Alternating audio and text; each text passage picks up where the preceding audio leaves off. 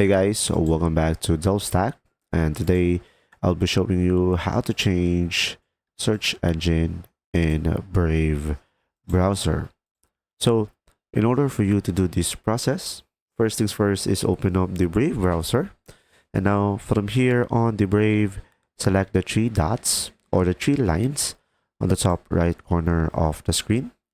And now once you are here guys, you could just simply go ahead and go for the settings down below. It will be the gear icon. Now over here on the settings, you could go ahead and go for the search engine. So you will have the feature alone of the search engine, and from here you will have normal window and private window. So pretty much you can customize it. Now if you want to change your search engine, select the change over here, and you will have multiple options like Google, DuckDuckGo, Quant Bing, Start Page, or Ecosia. For example, I'm gonna go for Google, set as default. And now from here, when I go create another tab, automatically I have the Google. And there you go.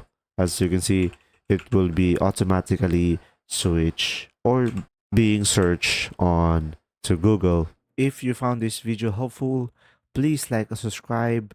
And if you have any questions, just simply go ahead and comment down below, and we will do our best to answer them all. And see you in the next video.